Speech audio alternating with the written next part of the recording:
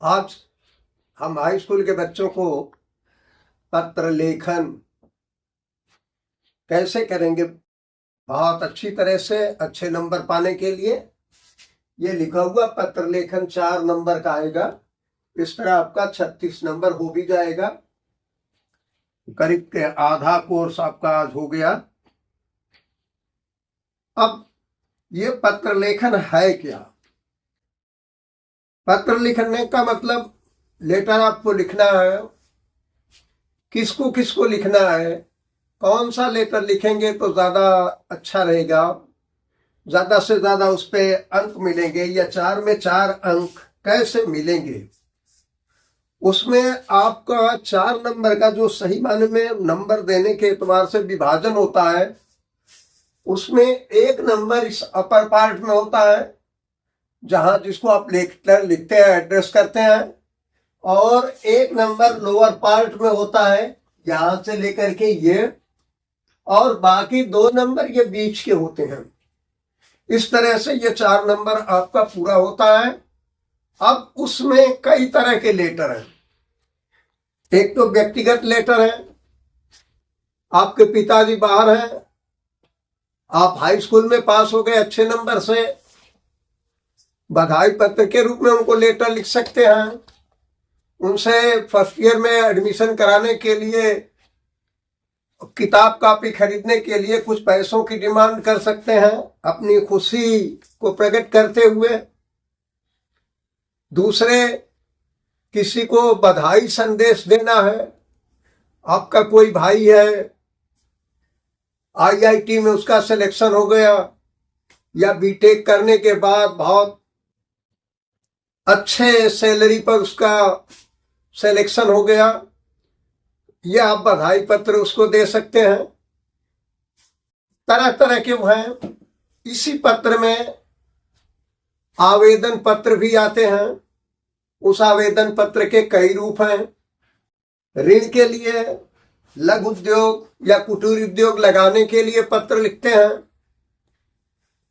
कहीं पर वैकेंसी खाली है किसी पोस्ट के लिए, विशेष रूप से क्लर्क के लिए लिपिक वर्ग में, उसके लिए हमने आपके सामने आपको बताएंगे आज हम 2 तरह के लेटर कैसे इसको लिखेंगे। पहला लेटर आपके सामने है, लिपिक पद हेतु जिलाधिकारी को पत्र। इसको जब लिखना शुरू करेंगे आप, तो ये सेवा में श्रीमान जिलाधिकारी महोदय, और यहाँ जनपद लिख करके ये लिखिए या जनपद न लिखिए, आगे यहाँ जिले का नाम लिख दीजिए आप जिस जिले को हो। हम इसलिए नहीं लिख रहे हैं कि बहुत से लोग बिना सोचे समझे कोई चीज बस रट लेते हैं। हम अगर यहाँ लिख दें गोरखपुर, फिरोजाबाद, आगरा, अलीगढ़, तो आप पता लगा एटा से इम्तहान दे रहे हैं, गाजीपुर से इम्तहान दे रहे हैं, कौशाम्बी से इम्तहान दे रहे हैं और लिख रहे हैं जनपद गोरखपुर, तो फिर वो थोड़ा सा संदेह के घेरे में आ जाएगा कि लग रहा आपने पूर्जी से ये लिखा है, इससे ये खाली है, वहां बताते भी जा रहे हैं। फिर उसके बाद आप लिखेंगे मान्यवर। अब दैनिक समाचार पत्र यानी डेली न्यूज़पेपर, यहां पेपर का नाम लिख दे। ये भी हम नहीं लिखे हैं क्योंकि कुछ जगहों पर कुछ पेपर अवेलेबल नहीं होते। आम तरीके से दैनिक जागरण, अमर उजाला, हिंदुस्तान, या कुछ अंग्रेजी के paper, the times of India वगैरह हर जगह अवेलेबल होते हैं। तो उस पेपर का नाम यहां लिख देंगे। देखिए इन्वर्टेड कॉमा लगाओ, दिनांक लिख दीजिए किस दिन। उसके बाद लिखे के माध्यम से ज्ञात हुआ है कि आपके कार्यालय में लिपिक के 8 पद रिक्त हैं। मैं एक अभ्यर्थी के रूप में अपना विवरण आपकी सेवा में प्रेषित कर रहा हूं। ये आप आगे चल करके चले जाएंगे और किसी अच्छे ऑफिस में वो करना होगा, तो वहां पर एप्लीकेशन कैसे लिखेंगे उसका डिटेल हमने लगाया कि उसमें क्या क्या लिखा जाता है। ये लगभग इतनी चीजें तो सब में आती हैं। आप अपना नाम लिखेंगे, लेकिन यहां पर देख रहे हैं नाम के सामने कटा हुआ है। बोर्ड का ये निर्देश होता है, चाहे आप किसी भी क्लास में हो, बोर्ड के निर्देशानुसार आप उत्तर पुस्तिका में, कॉपी में अपने कहीं पर भी अपना नाम नहीं लिखेंगे।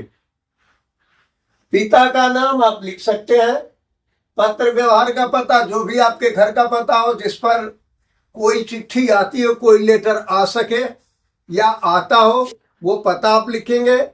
या आपके आधार कार्ड में जो पता है वो लिख दीजिए, सबसे बेस्ट पता। उसके बाद अपनी जन्म तिथि लिखेंगे ताकि ये चेक हो सके कि आप नौकरी के लायक हैं कि नहीं, जितनी एज चाहिए उतनी एज आपकी हुई है कि नहीं, या जितनी अधिकतम एज है उससे अधिक एज के तो नहीं आप हो गए। तो वहां पर आपका फॉर्म जब चेक होगा तो इससे भी चेक होगा, उसमें फॉर्म आपका छट भी सकता है। उसके बाद धर्म एवं राष्ट्रीयता लिखेंगे। धर्म का मतलब हिंदू है, बौद्ध है, जैन है। अगर मुस्लिम आप हैं तो आप अपने धर्म में सिर्फ इस्लाम लिखेंगे।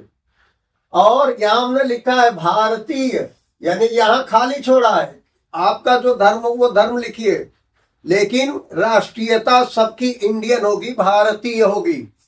हम सब भारतीय हैं, भारत के रहने वाले हैं। उसके बाद यहां लिखना शैक्षिक योग्यता। आम तरीके से क्लर्क वर्ग के लिए, लिपिक वर्ग के लिए इंटरमीडिएट ही योग्यता है, लेकिन हमने आपको या अपने को अच्छा कैंडिडेट साबित करने के लिए लिख दिया कि मेरी शैक्षिक योग्यता स्नातक है। अब वो स्नातक ग्रेजुएशन है, ग्रेजुएशन में आप चाहे तो आगे ब्रैकेट में बीए, बीएससी, बीकॉम, बीएससी, एजी कुछ भी लिख दें या ना लिखें, कोई फर्क नहीं पड़ता। उसके बाद याद रख लीजिएगा, कहीं भी क्लर्क के लिए एप्लीकेशन जब भी आप लिखेंगे तो उसमें 3 चीजों का होना आज के दौर में बिल्कुल जरूरी है।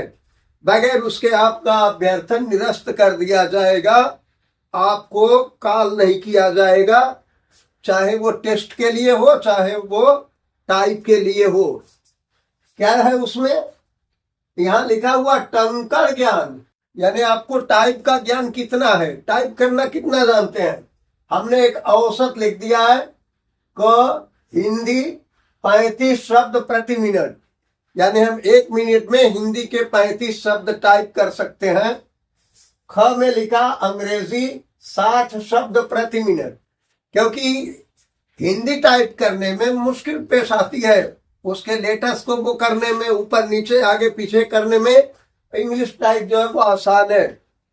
उसके साथ साथ आजकल किसी भी कंपटीशन के लिए, खास तौर से लिपिक पर या और भी कोई हो, उसमें कंप्यूटर का नॉलेज अनिवार्य कर दिया गया है। और उसमें सबसे अच्छा ये माना जाता है कि आप ओ लेवल का कंप्यूटर ज्ञान रखते हो, तो आपने ये भी लिख दिया। इस तरह से यहां तक ये आपका एक डाटा शीट तैयार हो गई कि आप कौन हैं, कितना पढ़े हैं और क्या चाहते हैं, कितना जानते हैं। अब यहां एक चीज ये लिखा है 9 नंबर पर, अनुभव। अब ये अगर चीज आपके पास है तो मेरिट में और लोगों से आप आगे निकल जाएंगे। आप लिख दीजिए कि प्राइवेट कंपनी में 5 वर्ष काम हमने किया है, प्राइवेट कंपनी में 1 साल काम किया है, 2.5 साल किया है, 3 साल किया है। ऐसा ना लिख दीजिए कि 13 साल से काम कर रहे हैं। बस 1-2 साल से लेके 5 साल तक ज्यादा से ज्यादा आप अपना अनुभव दिखाइए। अगर आप चाहें किसी फर्म का, किसी कंपनी का नाम लिखना, उसके पते के साथ वहां लिख दीजिए। उसके बाद आखिर में ये लिखा जाता था, आपसे विनम्र निवेदन है कि मुझे सेवा का अवसर प्रदान करने की अति कृपा करें। उसके बाद यहाँ लिखेंगे आप साहबान, यहाँ लिखेंगे अभ्यर्थी के हस्ताक्षर। हस्ताक्षर भी आपको नहीं करना, या हस्ताक्षर करना तो कुछ ऐसा लिखिए कि आपका नाम न पढ़ा जाए। सबसे अच्छा होगा वहां क ABC या डॉट डॉट डॉट कर दीजिए, वो मान लिया जाएगा। लेकिन इसके बाद भी आपका अभ्यर्थन, आप जो एक कैंडिडेट के रूप में जो अप्लाई किया, वो इनकम्प्लीट रहेगा, क्योंकि उस पेपर में लिखा हुआ कि आपको इसके लिए इतने रुपए फीस भी देना है। तो वहां आप संलग्नक में लिखेंगे, संलग्नक में लिख देंगे ₹500 का बैंक ड्राफ्ट। अब उसमें जितने का हो आपके पेपर में, हमने एक उदाहरण के लिए लिखा है ताकि आप समझ जाए। कोई भी ये फीस जो है जनरली बैंक ड्राफ्ट के जरिए भेजी जाती है। दूसरी चीज, ये चाहे ग्रेजुएशन हो, चाहे टाइप हो, चाहे कंप्यूटर हो, इनका आपको आपकी जो ओरिजिनल मार्कशीट है या सर्टिफिकेट्स हैं उनके फोटोकॉपी करा लीजिए और फोटोकॉपी करा के उसको भेज दीजिए। बेहतर ये होगा कि उस पर लिखा या सभी दस्तावेज की छाया प्रति, आप उस वहां बढ़ा भी सकते हैं स्वहस्ताक्षरित छाया प्रति। सारे कागज पर अपने सिग्नेचर कर दीजिए। कहीं भी ऐसी जगह न करिए कि जैसे यहाँ तक लिखा है, यहाँ से नीचे खाली है तो यहाँ कर दीजिए कि कोई यहाँ से कागज को फाड़ दे तो आपका हस्ताक्षर गायब हो जाए। कहीं बीच में जैसे यहाँ जगह खाली है कर दीजिए, यहाँ कर दीजिए। कहीं ऐसी जगह करिए कि किसी चीज पर कोई प्रभाव भी न पड़े। और दूसरी बात यह है कि उससे आपका काम भी हो जाए पूरा पूरा। आजकल स्व हस्ताक्षरित को अटेस्टेड से ज्यादा महत्व दिया जाता है, इसलिए कि आप उसके जिम्मेदार स्वयं हैं। ये सबसे अच्छा पत्र माना जाता है आवेदन पत्र में, लेकिन इसमें लिखना चूंकि ज्यादा पड़ता है। एक दूसरा पत्र हमने आपको लिख के दिखा है, ऋण के लिए बैंक प्रबंधक को पत्र। ये भी आता है, खाता खोलने के लिए बैंक प्रबंधक को पत्र, या आपके मोहल्ले में कुछ लड़के हैं जो बराबर शराब करते हैं या पियक्कड़ है, पी के आते हैं, गाली गलौज करते हैं, मना करने पर मानते नहीं।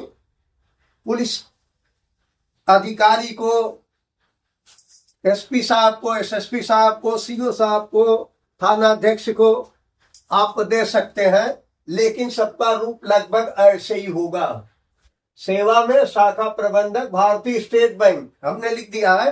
कोई जरूरी नहीं आप भारतीय स्टेट बैंक को ही लिखें, आपके करीब में जो भी बैंक हो केंद्रीय की, उस बैंक से ऋण लेने के लिए आप लिख सकते हैं। यहाँ शाखा प्रबंधक तो लिखना पड़ेगा। भारतीय स्टेट बैंक की जगह आप लिख सकते हैं केनरा बैंक, आप लिख सकते हैं पंजाब नेशनल बैंक, आप लिख सकते हैं बैंक ऑफ इंडिया, जो चाहे वो। और उसके बाद यहाँ मुख्य शाखा, या खाली लिख दिया शाखा, मुख्य शाखा या शाखा का नाम लिखिए, उसका एड्रेस के साथ यहाँ जनपद लिख दीजिए, कहाँ किस जिले में। उसके बाद बैंक मैनेजर को क्या आप चाहते हैं, तो यहाँ आपने लिख दिया कि लघु उद्योग हेतु ऋण के संबंध में हम अपना एक कारोबार करना चाहते हैं, हम मोमबत्ती बनाना चाहते हैं, हम और कोई इस तरह की छोटी मोटी चीज बनाना चाहते हैं, ताकि उसको हम छोटा छोटा वो करें, 2-4 लोगों को काम भी मिल जाएगा और हमारे घर की आजीविका का साधन भी हो जाएगा। हमारे पास पैसा अगर होता तो खुद कर लेते, लेकिन सरकार की तरफ से, भारत सरकार हो चाहे उत्तर प्रदेश सरकार हो, सरकार की तरफ से ऐसे लोगों के लिए जो अपना रोजगार लगाना चाहते हैं, ऋण का द्वार खुला हुआ है और बड़ी सुगमता से ऐसे लोगों को ऋण प्राप्त हो जा रहा है। इसलिए आप लिखेंगे, महोदय मैं एक गरीब बेरोजगार स्नातक हूं, यानी मैं गरीब भी हूं, बेरोजगार भी हूं और बीए तक पढ़ा भी हूं। मेरे परिवार में धनोपार्जन का कोई साधन नहीं है, यानी हमारे घर में परिवार में जितने लोग हैं उनके पास न तो खेती है, या खेती भी है तो इतनी नहीं है कि उससे पूरे परिवार का साल भर का काम आसानी से चल सके, खाने पीने के साथ जो दूसरी जरूरतें हैं वो पूरी हो सके। न ही मेरे घर में कोई नौकरी करता है कि उससे पैसा आता हो, न कोई बिजनेस है। इसलिए आप ये लिख रहे हैं, इसलिए बैंक से ऋण लेकर अपना लघु, इसी लघु का दूसरा नाम कुटीर भी है, क्योंकि पेपर में अगर आ जाएगा कुटीर उद्योग लगाने के लिए, तो आप हमसे कहेंगे कि सर उसमें आया था कुटीर उद्योग क्या होता है। कुटीर उद्योग या लघु उद्योग एक ही चीज है, ऐसा उद्योग जो बहुत कम पैसे से स्थापित हो जाए और वो बहुत उपयोगी भी हो। जैसे माचिस बनाना है, मोमबत्ती बनाना है, आपको जैम और जेली बनाना है, इन सब के लिए बैंक से ऋण। उद्योग लगाना चाहता हूं, अतः आपसे निवेदन है कि मुझे 1.5 लाख रुपए देने की कृपा करें। अगर इसको आप आगे ब्रैकेट में लिख दें 1,50,000 रुपए शब्दों में इन वर्ड्स, तो और अच्छा होगा, ताकि ये ना हो कि कभी कभी घपला हो जाता है। कहीं आपने लिखा है 1 जीरो और कम कर दे तो 15,000 हो जाएगा, अब 1 जीरो बढ़ा दे तो फिर पता लगा कि 1.5 लाख का 15 लाख हो गया। इसीलिए आप जानते होंगे बहुत से बैंकों के चेक जो दूसरी बैंक से आहरण करना होता है निरस्त हो जाते हैं कि आपने शब्दों में लिखा 1,50,000, उसको अंकों में लिख दिया इस तरह से ही, लेकिन आगे आपने शब्दों में लिख लिया कि 1,05,000। अब मांग रहे हैं सचमुच में 1,50,000, लेकिन आपने शब्दों में लिखा है 1,05,000। इसलिए आपको जिस बैंक से ये जाएगा वहां से चेक आपका वापस आ जाएगा, और ये बैंक मैनेजर भी आपको एप्लीकेशन ही वापस कर देगा कि भाई ये क्या लिखे है? अंकों में लिख रहे हैं 1.5 लाख, शब्दों में लिख रहे हैं 1,05,000। इसलिए अगर आप एप्लीकेशन खाली दे के चले गए फिर वो निरस्त हो जाएगा। 4 दिन 6 दिन 1 हफ्ते के बाद आप जाएंगे तो पता लगाएंगे तो पता लगा कि आपका तो आपकी एप्लीकेशन ही निरस्त कर दी गई है। उसके बाद यहाँ लिखेंगे धन्यवाद और प्रार्थी में इस तरह से करके अपना पूरा पता लिख देंगे, या पता लिखने की जरूरत नहीं है, प्रार्थी में अपना नाम के बजाय ये करके XYZ कुछ सिग्नेचर कर दो। यहाँ बैंक जो है वो कुछ दस्तावेज लेता है ऋण देने के लिए। ऐसा तो नहीं कि रास्ता चलते आपने ऋण के लिए एप्लीकेशन दे दिया, रहने वाले कहीं कहे के हैं, पता कहीं और का लिख दिया, फिर ऋण लेकर के आप फरार हो जाएंगे। बैंक कहां से आपसे तलाशेगा, वसूल करेगा? तो उसके लिए बैंक कहता है कि भाई कुछ अपने दस्तावेज दीजिए, अपने कुछ कागज दीजिए, ताकि हम समझें कि आप सही आदमी हैं। तो उसमें लिखा आधार की छाया प्रति। आधार से जब आप लोन लेने जाएंगे, एप्लीकेशन लेके जाएंगे, तो आधार को देख करके आपकी फोटो सामने आ जाएगी, तो ये पता लग जाएगा कि हाँ आप ही हैं। फिर उसमें पता भी होता है, लेकिन एक निवास प्रमाण पत्र बनता है तहसीलदार साहब के यहाँ से, वहां से बनवा लीजिए, उसकी कॉपी लगा दीजिए, ताकि आपका आधार और इसमें जो प्रमाण पत्र है वो एड्रेस है वो एक ही हो, दोनों एक पता हो। अब आप निश्चित हो गए।